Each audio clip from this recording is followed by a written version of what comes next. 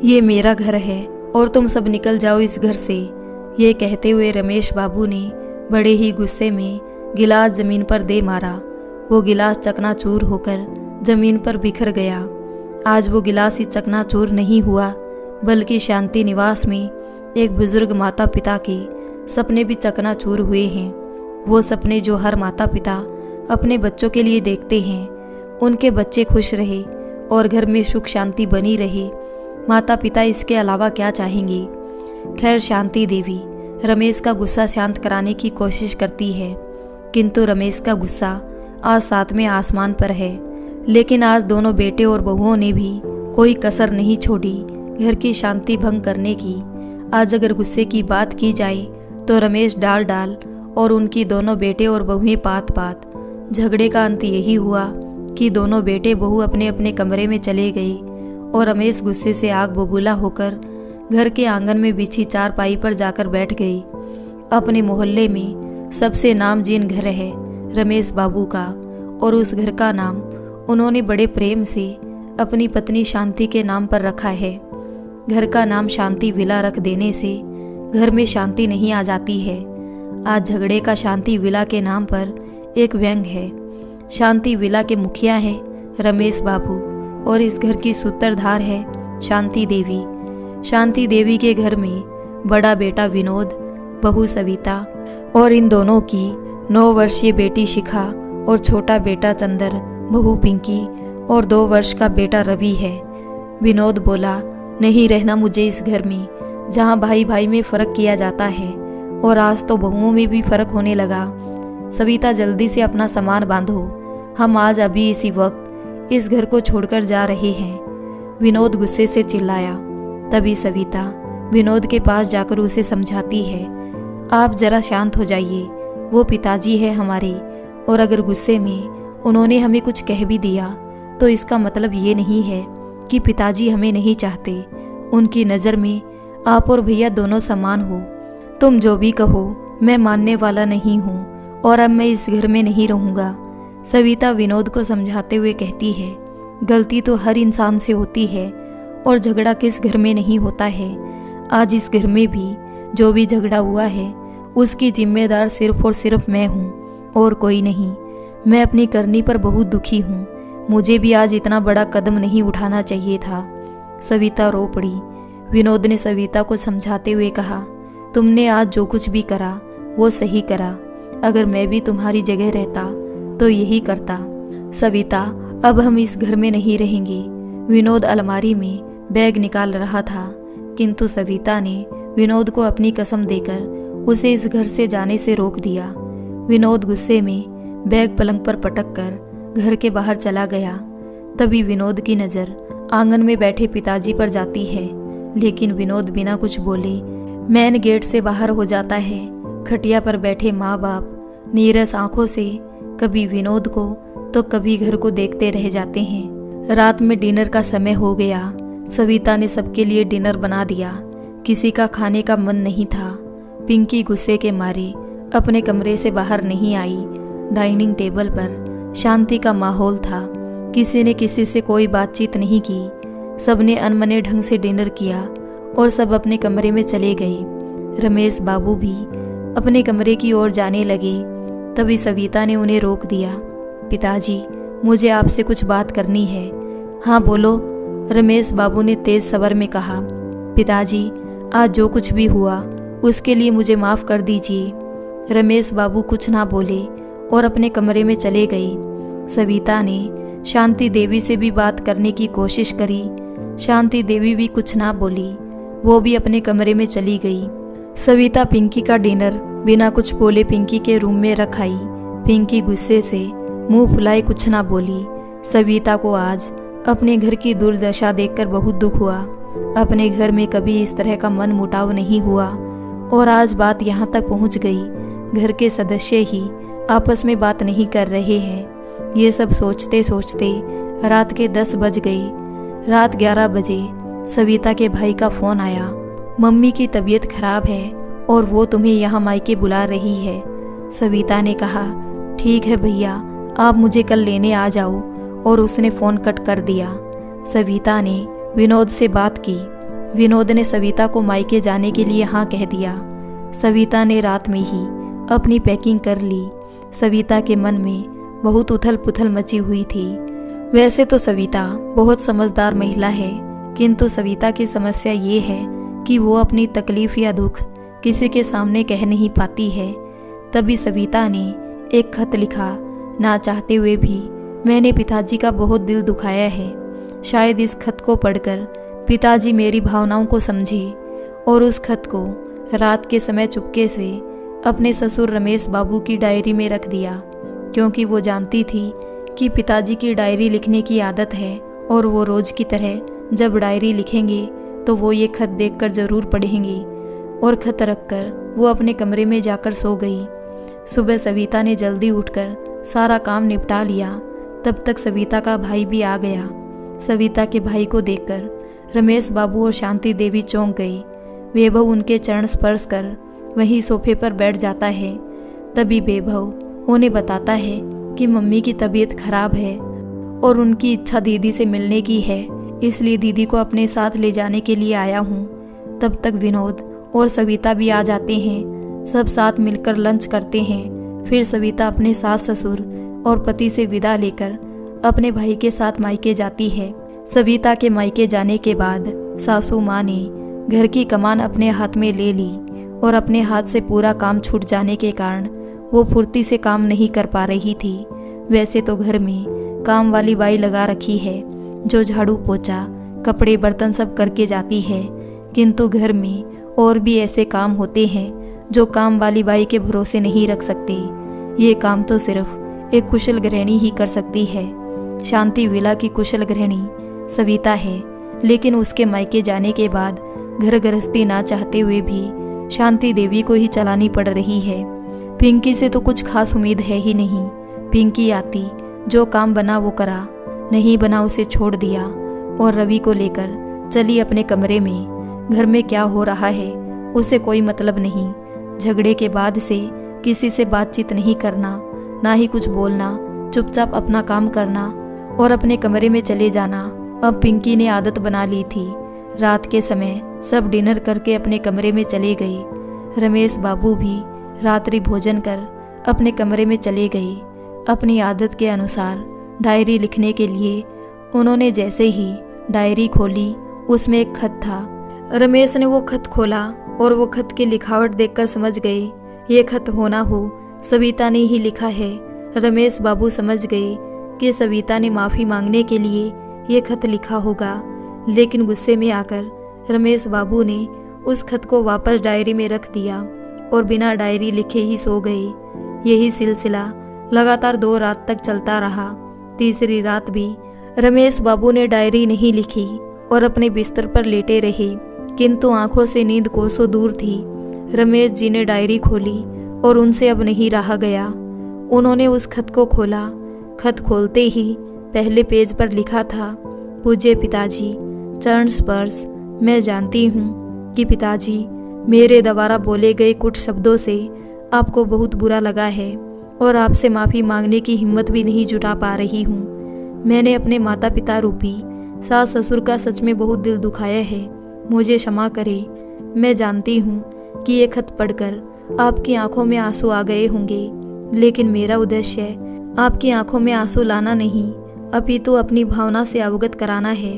पिताजी, हमारा परिवार कितना खुशहाल हंसता खेलता परिवार था, लेकिन आज पता नहीं किसकी बुरी नज़र लग गई हमारे परिवार को। घर में आज जो कुछ भी हुआ है उसकी जिम्मेदार मैं हूँ। पिताजी, गलती मेरी भी है, मुझे पिंकी पर हाथ नहीं उठाना चाहिए था। मैं जानती हूँ मुझसे गलती हुई है, लेकिन पिताजी आपने ये जानने की कोशिश की कि मैंने ये कदम क्यों उठाया है। इतना बड़ा कदम उठाने के पीछे भी कोई ना कोई वजह तो ज़रूर होगी ना। आप ही बताइए, क्या मैंने कभी ऐसा उदंड व्यवहार पहले कभी किया है? क्या मेरी शादी के बाद अपने घर में कभी झगड़ा या किसी बात को लेकर बहस हुई है? नहीं बहू, बिल्कुल नहीं। बात तो तुमने बिल्कुल सही कही।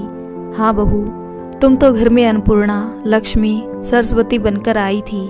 रमेश बाबू खत पढ़ना छोड़कर बीच में ही बोल पड़ी और अपने चेयर पर बैठे बैठे सोचने लगे कि कितना खुशहाल परिवार था मेरा। सविता के परिवार में आने के बाद तो हमारा परिवार कितना खुशहाल हो गया। कितने उत्साहित थे हम जब सविता को देखने गए थे। गांव की छोरी, कितनी पढ़ी लिखी और समझदार। मायके में उसके माँ बाप और एक छोटा भाई था। मध्य वर्गीय परिवार की लड़की थी हमारी सविता। सांवली सी लड़की पर देखे नए नक्शे वाली। और हमारा विनोद भी सांवला सा मध्यम ऊंचाई का था। दोनों की जोड़ी खूब जम रही थी, लेकिन आगे फैसला विनोद को लेना था। सविता और विनोद ने आपस में बातचीत करी, ये फैसला लिया। वैसे सविता ने पहली नज़र में ही विनोद का मन मोह लिया, लेकिन सविता की बातें, विचारधारा और बोलने के सलीके से विनोद मंत्रमुग्ध हो गया।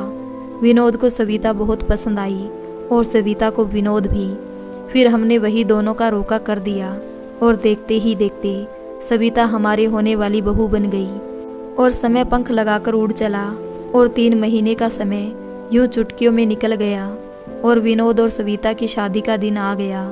सविता के पिता ने भी हमारे आवभगत में कोई कसर नहीं छोड़ी और उन्होंने भरपूर मान सम्मान के साथ हमें विदा किया। सविता ने भी हमें आदर और सम्मान दिया। रोज़ सुबह सुबह 6 बजे हमारे कमरे में आना और बाकायदा माथे पर पल्लू रखना और हमारे लिए चाय लाना और चरण स्पर्श करना। पुरानी बातें याद आते ही पिताजी की आंखों से आंसू लुढ़क गए और पिताजी अतीत से वर्तमान में आ गए। अपने आंसू पोंछकर रमेश बाबू खत को पढ़ने लगे। पीछे से शांति देवी ने कंधे पर हाथ रखा। रमेश बाबू सकपका गए। तभी शांति देवी बोली, रमेश बाबू की ओर देखते हुए, आपकी आंखों में आंसू? रमेश बाबू ने आंसू पोंछते हुए कहा, नहीं, बस आंख में कचरा चला गया, और आंख मलने लगे। रमेश बाबू की आंखों से अनायास ही आंसू धारा बह चली। शांति देवी रमेश बाबू को चुप कराने लगी। रमेश बाबू आगे बोलते हैं, शांति, क्या मैं वाकई में गलत हूँ? हमारे घर में जो कलह हुई, क्या उसमें मेरी भी गलती है? बिना झगड़े की वजह जाने मुझे बात का बतंगड़ नहीं बनाना चाहिए। ये कहते हुए रमेश बाबू रो पड़े। शांति देवी रमेश बाबू को चुप कराती है और कहती है, जो कुछ भी हुआ उसमें गलती किसी की नहीं, सिर्फ और सिर्फ हालात की है। कौन माता पिता अपने बच्चों का बुरा चाहता है? तभी शांति देवी की नज़र रमेश बाबू के हाथ में रखे खत पर पड़ती है। शांति देवी वो खत रमेश बाबू के हाथ से ले लेती है और पूछती है, आप ये क्या पढ़ रहे हैं? और खत रमेश बाबू के हाथ से लेकर वो खत पढ़ने बैठ जाती है। खत पढ़ते ही शांति देवी की आंखें भी भर आती हैं। रमेश बाबू शांति देवी को समझाते हैं, शांति, सब ठीक हो जाएगा, और शांति देवी के हाथ से खत लेकर पढ़ने लगते हैं। पिताजी, पिंकी ने बहुत बड़ी गलती कर दी। उसने जो व्यवहार किया है उसके लिए मैं कभी माफ़ नहीं करूँगी। उस दिन पिंकी के हाथ में दूध भरा गिलास था और शिखा से गलती से पिंकी को धक्का लग गया। तभी पिंकी ने शिखा पर हाथ उठाया। शिखा रोती रही। पिंकी का इतने से भी जी नहीं भरा। गुस्से में आकर उसने शिखा पर तंज कसा और कहा, तू तो लंगड़ी के साथ अंधी भी निकली। तभी पीछे से चंद्र भैया और बोले, इस गिलास की भरपाई कौन करेगा? तेरा बाप। छोटी तो पराई घर से आई है, लेकिन भैया तो अपने ही घर के हैं। उनके मुंह से इस तरह के शब्द सुनकर मुझे बहुत दुख हुआ और मैंने चंद्र भैया पर चिल्लाया। तभी पिंकी बोलती है, आपकी हिम्मत कैसे हुई मेरे पति पर चिल्लाने की? पहले आप अपने निकम्मे नकारा पति को संभालिए, जो हमारे मुफ्त के टुकड़ों पर पलता है। मुझसे मेरे पति की बेइज्जती बर्दाश्त नहीं हुई और मैंने पिंकी को झन्नाटेदार चांटा रसीद किया। तभी उस वक्त आपका आना हुआ और आप कुछ सुने बिना ही भड़क गए। ये सब विनोद से भी देखा नहीं गया, इसलिए वो भी आप पर भड़क गई। और मैंने बाद में आपसे और माँ से बात करने की कोशिश की, लेकिन आपने मेरी एक ना सुनी, इसलिए मजबूरन मुझे एक खत लिखना पड़ा। पिताजी और माताजी सोचने लगे कि पिंकी और चंद्र के व्यवहार से आहत होकर ही बहू ने धैर्य खो दिया और ये झगड़ा इतना बढ़ गया। तभी शांति देवी बोलती है, हमारी सविता बहुत ही समझदार मिलनसार है। किसी से किसी भी प्रकार का कोई झगड़ा नहीं करना, और कलह तो बहुत दूर की बात है। मेरी बहू तो रोते को भी हंसाने वालों में से है। चंद्र और सविता में भी कितनी बनती थी। दोनों देवर भौजाई कम दोस्त ज़्यादा थे, लेकिन आज एक दूसरे से बात तक नहीं करते। तभी आगे शांति देवी बोलती है, पिंकी समूचे स्वभाव की है। उसे चंदर का किसी से भी ज़्यादा बात करना बिल्कुल पसंद नहीं है। उसने ही चंदर को भड़का दिया होगा। पता नहीं किस मनहूस घड़ी में हम इस पिंकी को ब्याह कर लाए थे। सविता कितनी खुश थी अपने चंदर की शादी को लेकर। भैया की शादी में ये करेंगे, भैया की शादी में वो करेंगे। हमेशा कान खींचती, आने दो मेरी देवरानी को, अपनी उंगली पर नचाऊंगी। और देखते ही देखते वो दिन भी आ गया। हमने चंदर का रिश्ता तय कर दिया। पिंकी बहुत ही सुंदर, गोरी नारी और शहर की पढ़ी लिखी स्मार्ट लड़की थी, और वही चंदर इंजीनियर था। दोनों की जोड़ी खूब जमती थी। लेकिन पिंकी नासमझ थी, किसी के भड़काने पर भड़क जाती थी। किसी ने कुछ भी कह दिया तो उसे सच मान लेना और अपने दिमाग का इस्तेमाल भी बहुत कम करना। चंचल सी पिंकी जब हमारे घर में आई तो उसे तो कुछ घर गृहस्थी की समझ नहीं थी। जितना काम बने कर लेना, नहीं बने तो साफ साफ कह देना। लेकिन दिन भर मुस्कुराते रहना, गुस्सा हो जाए तो सबसे लड़ लेना, और अगर गलती का एहसास हो जाए तो माफ़ी मांगने में भी कसर नहीं छोड़ना। चंचल सी पिंकी दिन भर घर में इधर उधर फुदकते रहना। वही सविता बड़ी ही समझदारी और धैर्य से अपने कर्तव्य को अच्छी तरह से निर्वाह करने वाली थी। दोनों की घर गृहस्थी भी कुल मिलाकर बढ़िया चल रही थी। सविता अपने घर गृहस्थी को लेकर बहुत अच्छे से चल रही थी। वहीं पिंकी भी घर के तौर तरीकों को समझने की कोशिश कर रही थी। दोनों शुरू में सगी बहनें जैसी ही रहती थी। सविता पिंकी को भी धीरे धीरे घर गृहस्थी के कार्यों को समझाने लगी, और हमारे परिवार ने दिन दुगनी और रात चौगनी तरक्की शुरू कर दी। कुछ देर रुककर शांति देवी बोलती है, आपको तो याद ही होगा कितनी धूमधाम से हमारे दोनों बहुओं ने हमारी शादी की सालगिरह मनाई थी, और हर त्योहार में भी बढ़ चढ़कर हिस्सा लेती थी। लेकिन जब से विनोद का एक्सीडेंट हुआ है, तब से चंदर के कंधे पर घर की जिम्मेदारी आ गई है। तब से दोनों में अचानक से ही आपस में बातचीत बंद हो गई। जो सविता से पूछा तो उसने कहा, कुछ नहीं माँ जी, सब ठीक हो जाएगा, और कुछ नहीं बताया। उसी प्रकार जब पिंकी से पूछा तो बोलती है, आपकी चहेती बहू से जाकर पूछो। मुझे तो लगता है शायद पिंकी सविता को ताना मारती होगी, इसलिए दोनों में बातचीत बंद हो गई।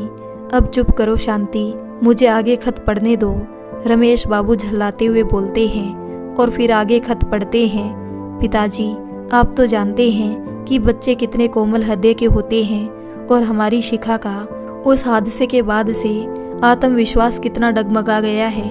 बड़ी मुश्किल से शिखा को उस सदमे से बाहर निकाल पाई हूँ। सबने कभी शिखा को ये एहसास नहीं दिलाया कि वो सामान्य बच्चों की तरह चल नहीं सकती है, लेकिन पिंकी ने तो उस दिन शिखा को पैरों के साथ साथ दिल से भी अपाहिज करने वाले शब्द कहे। पिंकी आए दिन मुझे ताना मारती है, मैं सह लेती, लेकिन आज बात मेरी बेटी और मेरे पति की है। आप तो दोनों के मन समझते हैं। पिताजी, जरा सी बात पर वो अपना आत्मविश्वास खो देते हैं। पिताजी, हमारा पूरा परिवार अच्छे से समझता है कि वो दोनों किस परिस्थिति से गुजर रहे हैं। हमें तो उनका हौसला बढ़ाना चाहिए, लेकिन पिंकी और भैया ने तो उन दोनों का आत्मविश्वास ही हिलाकर रख दिया है। कोई अपने ही बच्चों को ऐसे ताने देता है भला। अगर हम बच्चों का उत्साह नहीं बढ़ा सकते तो कम से कम उनके मन में हीन भावना के भाव भी ना डालें। आप तो अच्छी तरह से जानते हैं पिताजी, शिखा के पैर में लगी गहरी चोट के कारण शिखा में आत्मविश्वास की कितनी कमी हो गई है, और घटना के बाद से शिखा बहुत डरी सहमी सी रहने लगी है। परंतु पिताजी, उस दिन आपका जो व्यवहार था बहुत ही आश्चर्यचकित कर देने वाला था। पिताजी, आप तो हमेशा अच्छा ही फैसला करते हैं, तो उस समय आपने बिना बात की सच्चाई जाने सारा दोष रोपण मुझे ही दे दिया। बल्कि पिताजी, आपको तो पूरा किस्सा नहीं मालूम था, और मैं आपको बताना चाह रही थी, लेकिन आपने मुझे कुछ बोलने का मौका ही नहीं दिया। तभी बीच में ही रुककर रमेश बाबू बोलते हैं, बात तो सही है। जिस वक्त घर में लड़ाई हुई उस वक्त तो मुझे ये भी नहीं पता था कि घर में झगड़ा किस बात का चल रहा है, और ना ही मैंने जानने की कोशिश की। तभी शांति देवी कहती है, अगर आपको झगड़े की वजह ही नहीं मालूम तो आपने बीच में दखल क्यों दिया? मैं भी उस वक्त घर में नहीं थी, मैं मंदिर गई थी। जब घर आई तो देखा आप गुस्से में थे और मैं आपको गुस्से को शांत कराने की कोशिश कर रही थी। तभी रमेश बाबू बोलते हैं, शांति, मुझे गुस्सा इस बात का आया कि सविता ने पिंकी पर हाथ उठाया और हमारे घर में किसी भी प्रकार की हिंसा हो, ये मुझे बिल्कुल पसंद नहीं है। इसलिए मैंने सविता पर चिल्लाया, लेकिन विनोद बीच में आकर मुझे ही कहने लगा है कि आप चंदर और मुझ में फर्क करते हो, जबकि ऐसा कुछ नहीं है। शांति, मेरे लिए तो मेरे दोनों बच्चे ही समान हैं। तभी सविता बीच में बोल पड़ी, पिताजी, विनोद जी बिल्कुल सही कह रहे हैं। अगर आप हम में फर्क नहीं करते तो आज आप मेरी जगह पिंकी पर चिल्लाते। और यही बातें मुझे तीर की तरह चुभ गई कि मुझे सविता से इस तरह के अनादर की उम्मीद कभी नहीं थी। इसलिए मैंने इन चारों को कहा कि निकल जाओ तुम सब मेरे घर से। अब तुम ही बताओ शांति, क्या हमारे हाथ की 5 उंगलियां बराबर है? नहीं ना। लेकिन क्या हम अपनी किसी एक उंगली को ज्यादा चाहते हैं? नहीं, बिल्कुल नहीं। शांति देवी उदास स्वर में बोलती है, हमारे लिए हमारी जिंदगी में 5 उंगलियों का उतना ही महत्व है जितना एक उंगली का। तो फिर बताओ शांति देवी, मैं कहाँ गलत हूँ? रमेश बाबू ने कहा, हम हमारी संतानों में फर्क कैसे कर सकते हैं? मैं भी मेरे दोनों बच्चों और बहुओं को बहुत चाहता हूँ और उनके बिना रह भी नहीं सकता, लेकिन मैं बूढ़ा बुजुर्ग पिता हूँ, मैं क्या करूँ? तुम बताओ शांति, मेरे लिए ये सब बराबर है। मैं अपने सब बच्चों में पक्षपात क्यों करूँगा? जिस तरह सभी उंगलियां साथ रहकर शक्तिशाली होती है और हौसला बुलंद करती है, उसी तरह मेरे बच्चे भी जब साथ रहते हैं तो मुझे भी हौसला मिलता है। लेकिन जब मेरे बच्चे घर में कलह करते हैं तो मेरा दिल भी रोता है। मैं तो इन सबको साथ रखना चाहता हूँ, लेकिन अब दोनों ही साथ नहीं रहना चाहते। शांति देवी रमेश बाबू को शांत कराते हुए कहती है, कोई भी माँ बाप ये नहीं चाहता कि उसके परिवार का बंटवारा हो। सविता को मैं बहुत अच्छे से जानती हूँ, वो सब कुछ बर्दाश्त कर सकती है, लेकिन अगर उसके परिवार के खिलाफ कोई आवाज़ उठाए तो वो कतई बर्दाश्त नहीं करेगी। और आज तो बात उसके पति और बेटी की है। आप तो जानते ही हो, इन 3 महीनों में सविता ने क्या कुछ नहीं झेला। हमें तो ये लगता था कि हमने विनोद और शिखा को खो ही दिया है, लेकिन सविता का खुद पर भरोसा और भगवान पर अटूट श्रद्धा ही थी कि वो अपने पति और बेटी को मौत के मुंह से बचा लाई। याद है वो मनहूस दिन जब विनोद और शिखा का एक्सीडेंट हुआ। हम सब तो बहुत टूटकर हिम्मत हार चुके थे, लेकिन वो सविता ही थी जिसने हमें हौसला दिया और खुद भी कभी हिम्मत नहीं हारी। उसके साहस और हौसले और भगवान पर अटूट श्रद्धा की वजह से ही आज विनोद और शिखा हमारे बीच में है और सविता हर कदम पर अपने पति और बेटी का सहारा बनी। और आज वही सविता की हिम्मत से सब हुआ है। विनोद और शिखा अपने पैरों पर खड़े हुए हैं। बड़ी मुश्किल से सविता ने अपने पति और बेटी में आत्मविश्वास जगाया है और पिंकी और चंदर ने एक ही झटके में उनके आत्मविश्वास को डगमगा दिया। सविता की जगह कोई और भी होती है तो वो भी यही करती जो सविता ने किया। वो गलत नहीं है। तभी कुछ देर रुककर शांति देवी बोलती है, उस दिन घर में झगड़े के बारे में मैं भी कुछ नहीं जानती थी। रात में मैंने चंदर और विनोद से भी पूछा, लेकिन उन दोनों ने कुछ नहीं बोला और सविता ने आपका अनादर किया था, इसलिए मैंने गुस्से में सविता की एक भी बात ना सुनी। उस समय मुझे सविता की बात सुननी चाहिए थी। मैंने पिंकी से भी बात करी तो वो कहने लगी, चंदर पिछले 3 महीने से घर का खर्चा उठा रहे हैं। उन्होंने कभी कुछ कहा क्या? नहीं ना, घर में सिर्फ चंदर को ही सैलरी अच्छी मिलती है। पूरा घर चंदर की कमाई से चलता है। हमें बजट के साथ चलना चाहिए। शिखा ने गिलास तोड़ दिया और आए दिन कुछ ना कुछ नुकसान कर देती है। हम अभी से उसे नहीं सिखाएंगे तो वो कैसे सीखेगी? हम ये फिजूल खर्चे पर काबू नहीं करेंगे तो फिर घर खर्च कैसे चलेगा? और अगर चंदर ने कुछ कह भी दिया तो सविता भाभी को नाराज होने की कोई ज़रूरत ही नहीं थी। जो व्यक्ति कमाकर खिलाएगा तो क्या वो थोड़ा गुस्सा नहीं दिखा सकता? लेकिन सविता भाभी ने तो बात का बतंगड़ बनाकर रख दिया है। मुझे 17 बातें सुनाते हुए पिंकी अपने कमरे में चली गई। हमारी सविता बहुत भोली है और उसे किसी पर तंज कसना तो उसे बिल्कुल नहीं आता। आपको पता है, जब सविता की नई नई शादी हुई थी तो वो कितना लाज और शर्म करती थी। कभी किसी को पलटकर जवाब नहीं देना और अपने घर गृहस्थी के कार्यों में लगे रहना, कहीं आस पड़ोस में जाकर बैठना तो उसकी आदत ही नहीं थी। मैंने उसे कितनी बार समझाया, बेटा आस पड़ोस में बातचीत किया करो, जान पहचान बढ़ेगी, लेकिन वो बड़े प्यार से बोलती, मम्मी जी मुझे लोगों के घर जाना और इधर उधर की चुगली करना पसंद नहीं है। वो तो मैं ही एक बार जबरदस्ती करके सविता को पड़ोस में मिसराइन के घर ले गई। उस समय सविता और मिसराइन की बहू दोनों की नई नई शादी हुई थी, लेकिन मिसराइन की बहू ने सविता के सामने अपने सारे घर भर की बुराई का पिटारा खोल दिया। सविता उस समय तो मिसराइन की बहू से कुछ नहीं बोली, लेकिन सविता ने आकर मुझसे कह दिया, मम्मी कितनी ओछी बात होती है ना, रहना परिवार वालों के साथ है और बाहर वालों से उनकी ही बुराई करना। तभी रमेश बाबू बोलते हैं, मैं तो जानता हूँ शांति, सविता बहुत अच्छी है, अच्छी तो पिंकी भी है, लेकिन थोड़ी नासमझ है, किसी के भी भड़कावे में आकर कुछ भी बोल देती है, लेकिन पिंकी भी दिल की बुरी नहीं है। ये कहते हुए दोनों हंसने लगे। तभी शांति देवी बोलती है, आपकी बहू पिंकी इतनी भी अच्छी नहीं है। मैं एक बार पिंकी को भी मिसराइन के घर ले गई थी, तभी पिंकी के सामने भी मिसराइन की बहू की वही खटर पटर चालू हो गई, लेकिन आपकी बहू पिंकी तो पिंकी है। मिसराइन की बहू को बोली, जब तुम्हारे परिवार वाले तुम्हारे साथ अच्छे से नहीं रहते तो तुम अलग क्यों नहीं हो जाती। दूसरे दिन ही मिसराइन की बहू अलग हो गई। मिसराइन ठहरी उल्टी खोपड़ी की सारी तोहमत हमारे सिर पर दे रही थी और बोली कि ये अलग होने का पाठ तुम्हारी बहू पिंकी ने ही हमारी बहू को पढ़ाया है। फिर मैंने भी उसको कह दिया, तुम्हारी बहू कोई दूध पीती बच्ची नहीं है जो हमारी पिंकी उसको कुछ सिखा पढ़ा देगी। मैंने भी साफ कह दिया कि आजकल की बहुएं ज़्यादा समझदार होती है, अपना काम निकालती है और तोहमत दूसरों को देती है। मिसराइन उल्टे पैर भागती बनी। अब बताओ, किसी की बहू को ऐसी राय दी जाती है क्या?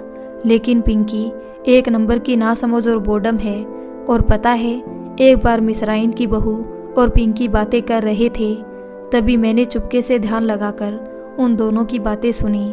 मिसराइन की बहू पिंकी को पाठ पढ़ा रही थी कि तुम भी अब अलग हो जाओ, हमको देखो, हम अब कितने मज़े से रह रहे हैं, तुम क्या ज़िंदगी भर अपनी सास और जेठानी की हाँ में हाँ मिलाती रहोगी, तुम भी अब अपनी अलग पहचान बनाओ। मैंने ये सब बातें सुन ली। मैंने सविता को भी बताया। सविता ने मुझे यही कहा, जाने दीजिए मम्मी जी, पिंकी ना समझ है, लेकिन वो घर तोड़ने वाली औरतों में से नहीं है। लेकिन मैंने भी फिर चंदर को बुलाकर पिंकी और मिसराइन की बहू की बातें बंद करवा दी और मिसराइन की बहू का अपने घर में आना जाना भी बंद करवा दिया। तभी रमेश बाबू बोलते हैं, देखो शांति, ये सब तो मिथ्या बातें हैं। जिस बहू को घर तोड़ना और अलग रहना होता है वो किसी की नहीं सुनती, अपने मन की ही करती है और तोहमत दूसरों के माथे पर रखती है। ये समझ तो खुद बहू को होनी चाहिए कि कौन उसे घर बनाने की सीख दे रहा है और कौन घर तोड़ने की। रमेश बाबू आगे बोलते हैं, और ये बात तो एक समझदार बहू को खुद ही समझनी चाहिए कि उसे उसके घर को तोड़ना है या प्यार के धागों से मजबूती से हर रिश्ते को बनाए रखना है। और रही बात मेरी कमाई की, तो मेरी नौकरी पर ही लोन उठाकर चंदर के बिजनेस और शिखा विनोद के इलाज में ही सारे पैसे चले गए और ब्याज कट पीट कर जो मिलता है उससे ही थोड़ा घर का खर्चा पानी निकल जाता है। शांति, तुम तो जानती हो कि 2 साल बाद मेरा रिटायरमेंट है। उम्र की इस मोड़ पर अब मुझसे भी काम नहीं बनता है और जैसे तैसे गाड़ी धक रही है। अपने काम के बोझ तले दबे होने के कारण ही समझ नहीं पाया। और जब मैं घर में आया तो मैंने देखा कि सविता ने पिंकी को चांटा मारा और विनोद चंदर की कॉलर पकड़ रहा है और मुझसे ये सब देखा नहीं गया। और मैंने गुस्से से दोनों बेटों से पूछा भी कि क्या हुआ, तब वो कुछ नहीं बोले। और फिर विनोद बोलने लगा, आप मुझ में और चंदर में फ़र्क करते हैं। और सविता भी तेज में आकर कहने लगी, मैं भी अब इस घर में पिंकी के साथ नहीं रहूँगी, आप इस घर का बंटवारा करो और इस पिंकी को हमसे अलग कीजिए। तभी मैंने भी गुस्से में कह दिया, ये मेरा घर है, तुम सब निकल जाओ। और तभी विनोद ने भी कहा, मुझे भी इन सब की शक्ल नहीं देखनी है और अब मैं जा रहा हूँ इस घर से। लेकिन सविता ने मना कर दिया और बोली, हम नहीं जाएंगे इस घर से। मैं पिंकी से अलग होना चाहती हूँ, माँ और पिताजी से नहीं। तभी चंदर जोर से चिल्लाते हुए बोलता है, तो क्या ये घर हमारा नहीं है? हम भी इस घर में ही रहेंगे, यहाँ से कहीं नहीं जाने वाले। पिंकी भी बोल पड़ती है, लेकिन मैं भी सविता भाभी के साथ नहीं रह सकती। अब तो सिर्फ एक ही उपाय बचा है और वो है इस घर का बंटवारा। तभी रमेश कहते हैं, शांति, क्या इन समस्याओं का कोई उपाय नहीं है? तभी कुछ देर सोचते हुए शांति देवी बोलती है, एक उपाय है और वो ये है कि हम दोनों बहुओं का किचन अलग अलग कर देते हैं। ये क्या कह रही हो तुम शांति? ये भी तो बंटवारा ही हुआ ना। आप मेरी बात पर जरा ध्यान दे। मैं आपको दोनों के किचन अलग करने को बोल रही हूँ। इससे दोनों अपने पति और बच्चों के हिसाब से खाना बना सकती है। और अगर हमने किचन अलग नहीं किया तो हमें घर का बंटवारा करना पड़ेगा। और घर का बंटवारा करना मतलब घर का आधा हिस्सा दोनों को दे देना। और अगर हम घर के 2 हिस्से कर देंगे तो हम कहाँ जाएंगे? ये कहते हुए शांति देवी रो पड़ी। रमेश बाबू शांति देवी को चुप कराते हुए बोलते हैं, ठीक है, हम दोनों के किचन अलग अलग करवा देते हैं। तभी रमेश बाबू आगे खत को पढ़ते हैं। सविता आगे बोलती है, मैं भी इस घर की बड़ी बहू हूँ और मुझे भी मान सम्मान मिलना चाहिए। लेकिन पिंकी ने इन 3 महीनों में मेरा बहुत अपमान किया है। मैंने सब सहा, लेकिन जब बात मेरे पति और मेरी बच्ची की आई तो मुझसे बर्दाश्त नहीं हुआ। आप ही बताइए, क्या मैंने कभी अपनी जिम्मेदारी नहीं निभाई? मैं तो पिंकी के हर ताने सुनने के बाद भी उसकी हर बातों को नज़रअंदाज करती रही। लेकिन हर चीज़ की एक हद होती है। तभी रमेश बाबू खत पढ़ना छोड़कर बीच में ही शांति देवी से बोलते हैं, सविता ने बात बिल्कुल सही कही है। वो अपनी जिम्मेदारियां बखूबी निभाती आई है। इस घर को उसने कभी ससुराल नहीं समझा। सविता की शादी के बाद हमें कभी ऐसा लगा ही नहीं कि हमारे घर में बहू आई है। वो हमेशा बेटी बनकर रही है। तभी शांति देवी बोलती है, सविता की शादी के 13 साल हो गए। कभी 2-4 काम ज़्यादा भी कर लेती तो कुछ नहीं बोलती। लेकिन अगर पिंकी ने कभी ज़्यादा काम कर लिया तो अपनी माँ को फ़ोन करके सबसे पहले बताएगी, आज मैंने इतना काम किया। मुझे भी बताएगी, आज काम बहुत ज़्यादा था। और चंदर के आते ही शुरू हो जाएगी। सुबह से शाम काम में ही निकल जाती है। मैंने सविता से कहा भी पिंकी को भी अपनी जिम्मेदारी का एहसास दिलवाए, लेकिन सविता बोलती है, जाने दो मम्मी, अभी रवि छोटा है। जब रवि बड़ा हो जाएगा तब उसे खुद जिम्मेदारी का एहसास हो जाएगा। कुछ देर रुककर शांति देवी बोलती है, आपकी तो सरकारी नौकरी है। सुबह 10 बजे से घर से निकल जाते हैं और शाम को 6 बजे घर आते हो। आपको क्या मालूम औरतों की घर गृहस्थी कैसे चलती है। सविता सुबह से लेकर शाम तक एक जैसी लगी रहती है। मैं तो अब भी यही कहूँगी कि अच्छा ही है अब दोनों अलग हो जाए। कम से कम पिंकी को अपनी जिम्मेदारी का एहसास तो होगा। तभी रमेश बाबू आगे खत पढ़ते हैं, पिताजी, मैं बस इतना ही कहना चाहूँगी कि मैं स्वार्थी नहीं हूँ और मैं सिर्फ यही चाहती हूँ कि घर में कोई भी मेरे पति की कमाई का मजाक ना बनाए। अब वो जितना भी कमाएंगे हम उसमें घर गृहस्थी कुशलता पूर्वक चला लेंगे। पिताजी, मैं पिंकी से अलग होना चाहती हूँ, आपसे या मम्मी से नहीं। और मैं हमेशा से अपने परिवार के साथ रहना चाहती हूँ। पर पिताजी, आप पिंकी को अलग कर दीजिए। हम आपके साथ ही रहना चाहेंगे और हमारे लिए भी ये सौभाग्य की बात होगी कि आप हमारे साथ रहेंगे। मुझसे जाने अनजाने में कोई भी गलती हुई हो तो मुझे क्षमा करें। आपकी सविता। रमेश बाबू खत को मोड़कर रख देते हैं और फिर शांति देवी से बोलते हैं, शांति, मैं सविता का दुख समझता हूँ। मैं कल सुबह ही चंदर को बोलकर पिंकी का किचन अलग करवा दूंगा। और आगे रमेश बाबू बोलते हैं, लेकिन पिंकी भी दिल की बुरी नहीं है। शांति देवी बोलती है, पिंकी को उसकी माँ की ही सीख होगी। पिंकी घंटों अपनी माँ से फ़ोन पर बातें किया करती है और अपने घर की एक एक बात अपनी माँ को बताया करती है। उसकी माँ ने ही ये बात उसके दिमाग में डाली होगी, घर में झगड़े करो तो सब घर वाले अपने आप ही खुद तुझे अलग कर देंगे और तेरे पति की कमाई भी बच जाएगी। वही पिंकी का घर बसने नहीं दे रही है। और एक बार तो वो अपनी माँ से फ़ोन पर बोल रही थी कि अभी तो रवि छोटा है, इसलिए सबकी 17 बातें सुनती हूँ। जब रवि बड़ा हो जाएगा फिर तो मैं किसी की एक बात नहीं सुनूंगी, सीधी अलग हो जाऊंगी। मैंने ये बात सुन ली और जब मैंने इस बारे में उससे बात करी तो वो मुझसे कहने लगी कि आप मुझ पर नज़र रखते हो।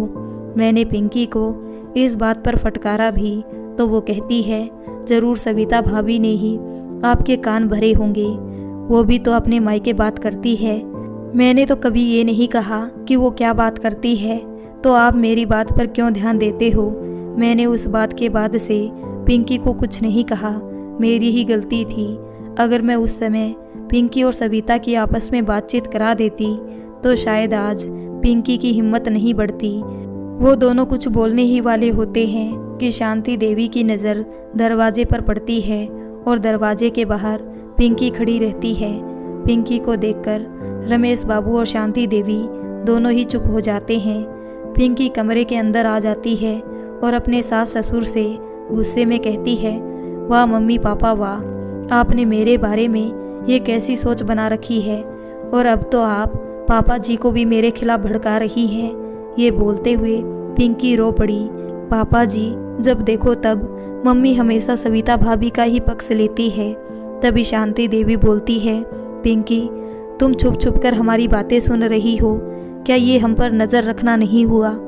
वाह मम्मी वाह, एक तो चोरी ऊपर से सीना चोरी। मैं तो यहाँ आपके और पापा के लिए दूध लेकर आई थी, लेकिन मैं आज आपकी जो मेरे प्रति सोच है उसे देखकर मैं बहुत आहत हूँ। मम्मी जी को तो मैं हर बात में ही गलत लगती हूँ, लेकिन आज तो मम्मी जी ने मेरी मम्मी के बारे में भी अपशब्द कहे हैं। मेरी मम्मी बहुत अच्छी है और मैं उनके खिलाफ एक शब्द नहीं सुनूंगी। तभी पीछे से सविता आ जाती है और बोलती है, मैं भी अपनी मम्मी के खिलाफ एक शब्द नहीं सुनूंगी, और शांति देवी के गले लग जाती है। तो रहो अपनी मम्मी के साथ। पिंकी गुस्से से बोलती है और कहती है, अब मैं इस घर में नहीं रहूंगी, मैं जा रही हूँ मेरी मम्मी के घर, और कमरे से बाहर निकल जाती है। चंदर पिंकी को रोकने की कोशिश करता है, लेकिन वो नहीं रुकती और जाते जाते बोलकर जाती है, मैं इस घर में तब तक कदम नहीं रखूंगी जब तक तुम अपने परिवार से अलग नहीं होते, और टैक्सी पकड़कर चली जाती है। इधर शांति देवी और रमेश बाबू सविता को आश्चर्य भरी नज़र से देखते हैं। शांति देवी पूछती है, अरे सविता तुम कब आई, तुम तो कुछ दिन और मायके में रहने वाली थी। सविता ने कहा, मम्मी ये मुझे ऑफिस से आते वक्त ही मायके से ले आए और ये बता रहे थे कि आपकी तबीयत भी ठीक नहीं है, इसलिए मैं आ गई। सविता की नज़र खत पर पड़ जाती है। मम्मी पापा आप मुझे माफ़ कर दीजिए। वो बोलते हुए सविता पश्चाताप के आंसू रोने लगी। दोनों ने सविता को चुप कराते हुए कहा, कोई बात नहीं बेटा, जो कुछ भी हुआ उसमें तुम्हारी गलती नहीं है। हमने वो खत पढ़ लिया है, जाने अनजाने में बहू मुझसे भी गलती हुई है, मैंने तुम्हारे साथ बहुत अन्याय किया है। ये बोलते हुए रमेश बाबू भावुक हो उठते हैं। सविता भी भावुक होकर बोलती है, नहीं पापा, इन सब में आपकी कोई गलती नहीं है, गलती हालात की है। तभी शिखा आती है और कहती है, मम्मा मुझे नींद आ रही है, आप चलिए ना। सविता शिखा को अपने कमरे में ले जाती है। शिखा को सुलाकर सविता यूं मायूसी वहीं बैठ जाती है। तभी विनोद सविता से पूछता है, क्या बात है सविता, तुम ठीक तो हो। सविता विनोद के गले लगकर फपक पड़ती है। विनोद सविता को चुप कराते हुए पूछता है, सविता बात क्या है, मुझे बताओ। सविता बोलती है, अपने घर में उस दिन झगड़ा हुआ था, उसके बाद रात के समय मम्मी का फ़ोन आया तो मैंने मम्मी को सारी बात बताई। मम्मी की भी तबीयत खराब थी और उस समय बहुत टेंशन में भी थी, तो मम्मी ने मुझसे कहा, बेटी थोड़े दिन के लिए यहाँ मायके आ जा, मुझे भी अच्छा लगेगा और तेरा मन भी अरसा जाएगा, कुछ दिन यहाँ रह जाना। मम्मी की स्थिति मुझे मालूम है, वो हमेशा बीमार ही रहती है, तो मैंने भी सोचा मायके जाकर कुछ दिन आराम कर लूँगी।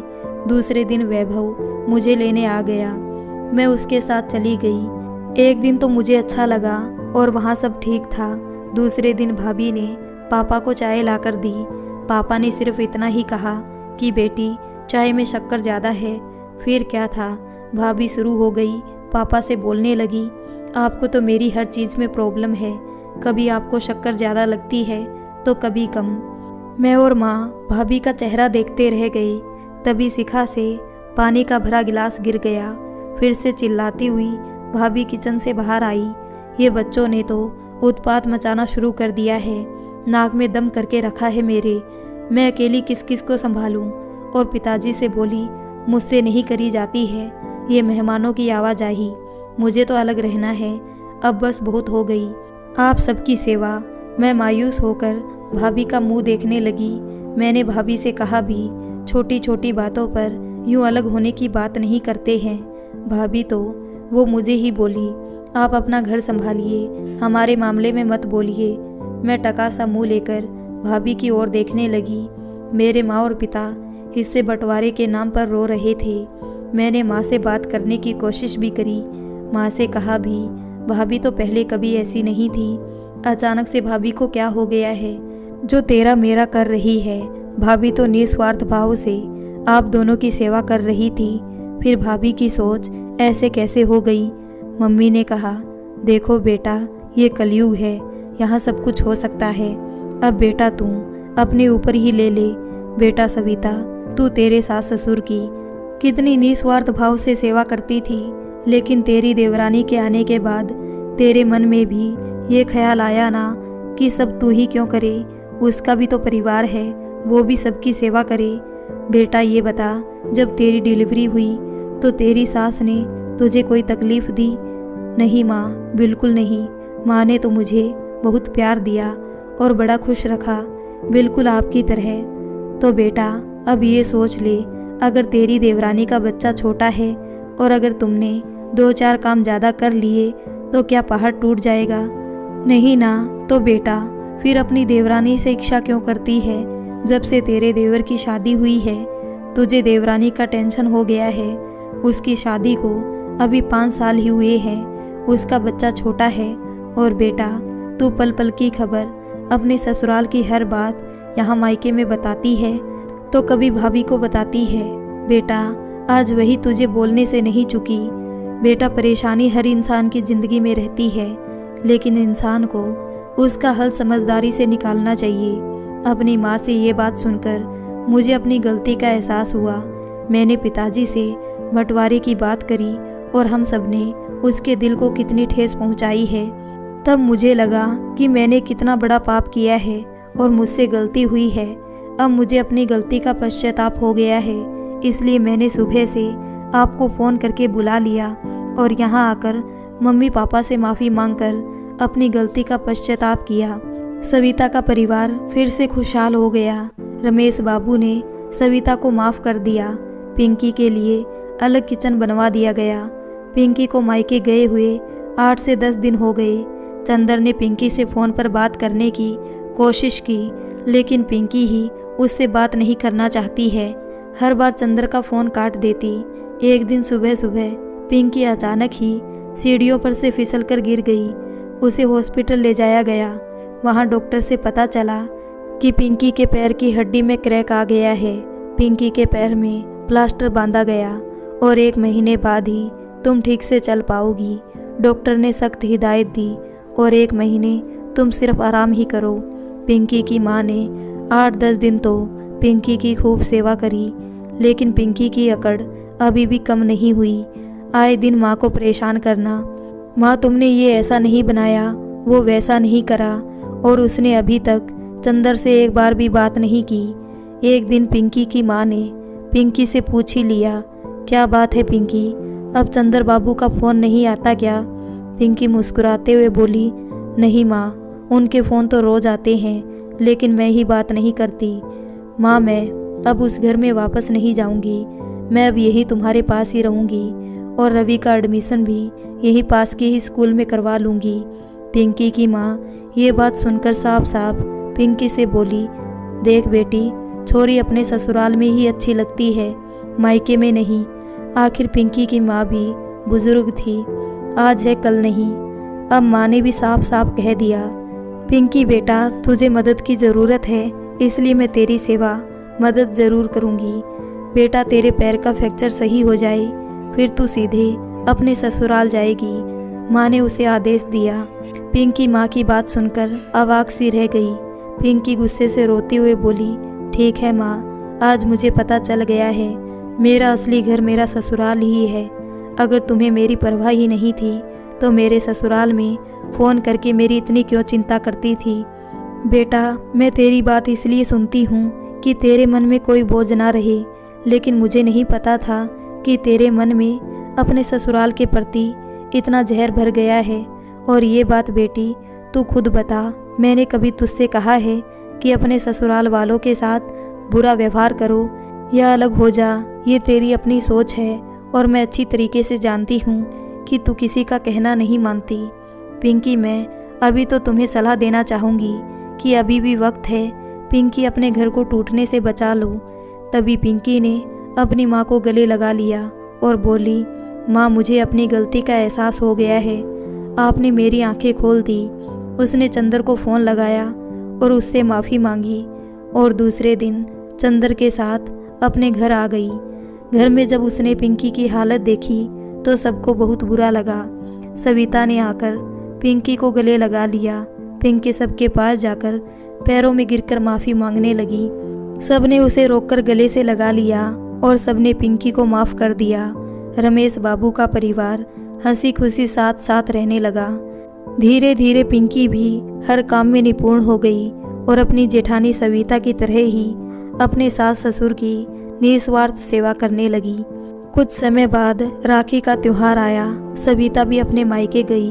वहां जाकर सविता ने देखा कि भाई भाभी और माँ पापा सब आपस में बैठकर बातचीत कर रहे हैं। सविता को देखकर सभी बहुत खुश हुए। सविता ने अपनी माँ से पूछा तो उसकी माँ ने कहा, बेटा, हमने यहाँ सब नाटक किया था तुझे तेरी गलती का पश्चाताप कराने के लिए। तभी सविता की भाभी पीछे से आती है और सविता अपनी भाभी के गले लगकर रो पड़ती है। तो दोस्तों, आपको ये कहानी कैसी लगी? अगर अच्छी लगी हो तो कमेंट करके ज़रूर बताना और वीडियो को लाइक करना। मिलते हैं एक और नई कहानी के साथ।